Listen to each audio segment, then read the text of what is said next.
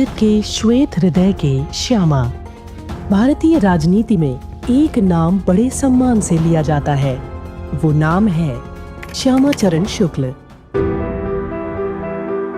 जब भारत में राजनीति अस्थिरताओं का दौर था, जब नेता असल में लोगों की जिम्मेदारी अपने कांधों पर लेते थे, जब आज का मध्य प्रदेश और छत्तीसगढ़ स्वरूप ले रहा था, तब राजिम रायपुर से भोपाल और दिल्ली तक का सफर तय किया श्यामा चरण शुक्ल जी ने।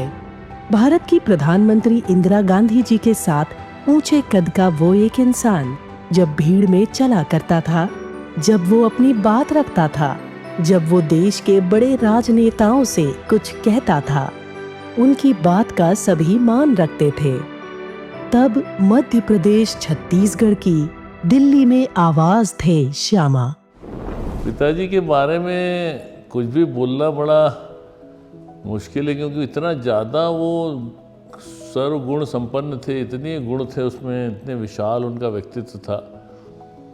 मगर पिताजी के रूप में हम लोगों ने देखा कि वो वास्तव में प्रेम से भरे हुए थे, पूरे प्रेम से संपूर्ण थे। वो गुस्सा करते मैंने कभी देखा नहीं, कभी उनको गुस्सा आ रहा हो, कभी हम लोग को डांटा हो, मारा हो। 27 फरवरी सन 1925 में रायपुर में जन्मे श्यामा चरण जी राजनीति भी अपने आदर्शों के साथ किया करते थे। संस्कारों और उसूलों से समझौता किए बगैर इस क्षेत्र में बने रहे। उनके बारे में हम जितना जानते हैं, ये समझ आता है कि वाकई एक अद्भुत शख्सियत थे श्यामा चरण शुक्ल जी। श्यामा चरण शुक्ल जी 3 बार मध्य प्रदेश के मुख्यमंत्री रहे। वे अविभाजित मध्य प्रदेश के राजिम विधानसभा क्षेत्र का प्रतिनिधित्व करते थे।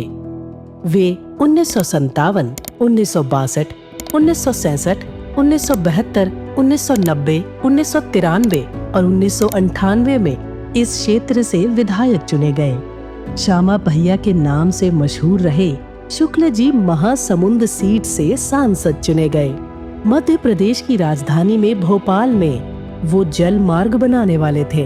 बाण गंगा यानी रविंद्र भवन के पास से भदभदा तक जल मार्ग बनाने के लिए सर्वे भी कर लिया था।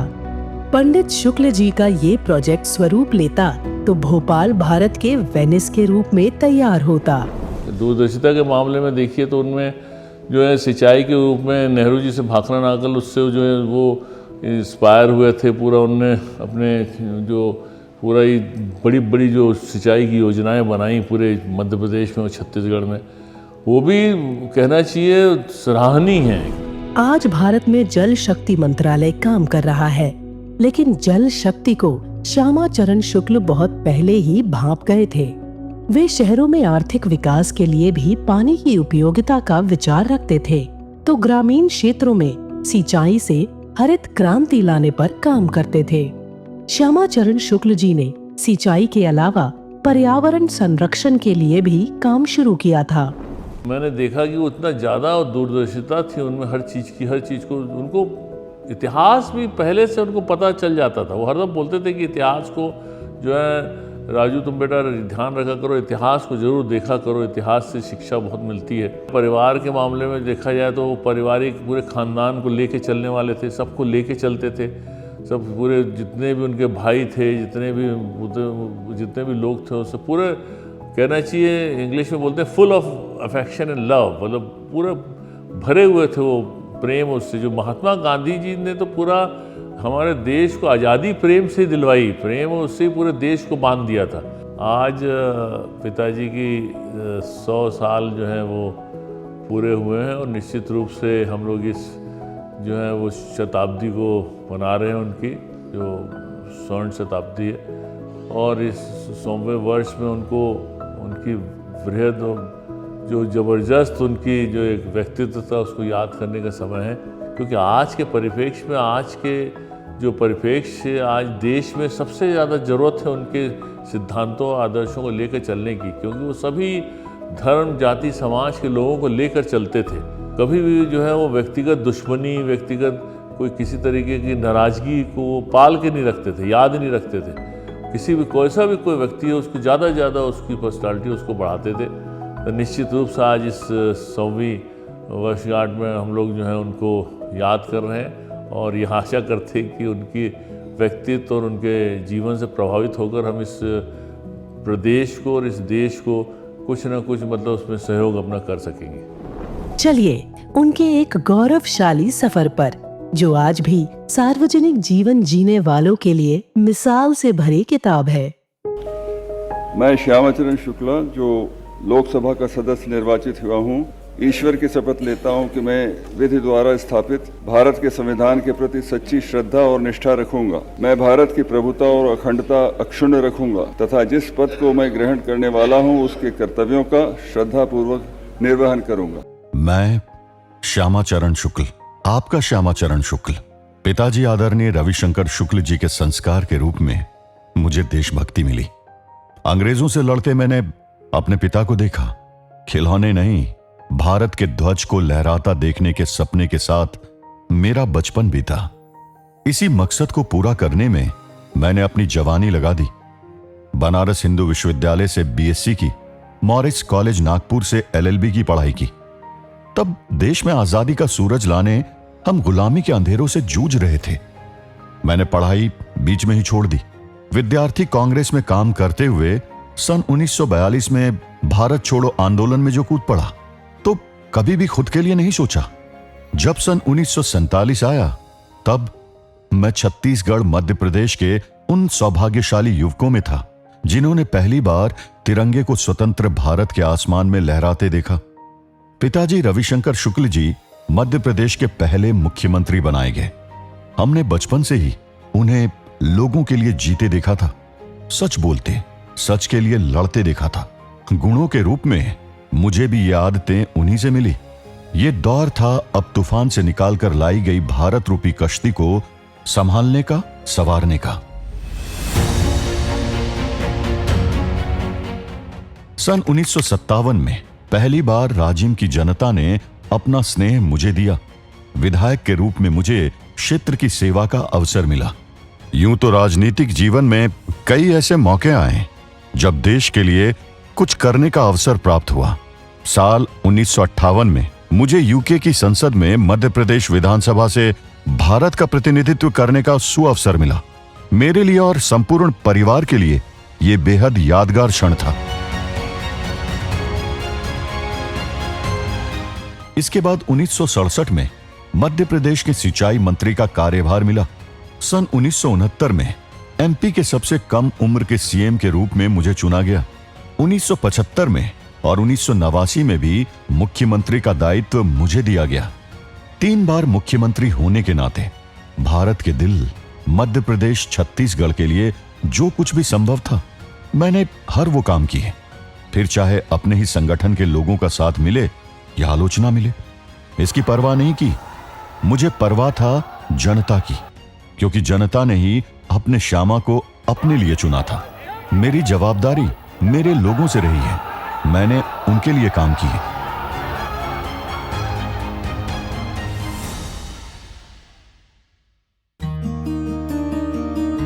जनता को समर्पित मेरे जीवन में पद्मिनी जी आई।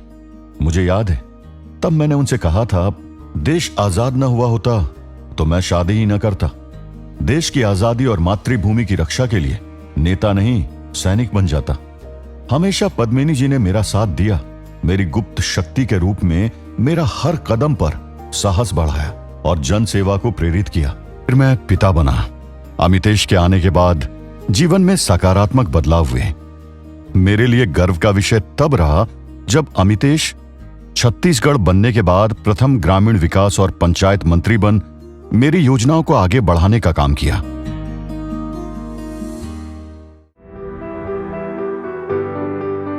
जीवन सुंदर परिवार से बनता है। बेटे, बेटियां, पत्नी, इन सभी अपनों ने जीवन की बगिया को हमेशा महकाया। मेरे परिवार और राजनीतिक करियर में कंधे से कंधा मिलाकर मेरे अनुज विद्याचरण मेरे साथ रहे। हमारी जोड़ी को जनता ने भी खूब आशीर्वाद दिया। बीतते वक्त के साथ जीवन में मेरा प्रमोशन हुआ। पिता के बाद मैं नाना दादा भी बना। नाती पोते पोतियों का घर में चहकना अच्छा लगता है। जैसे पद्मिनी जी हमारा साथ दिया करती थी, आज प्यारी बहुएं भी परिवार को अपने संस्कारों से थामे हुए हैं।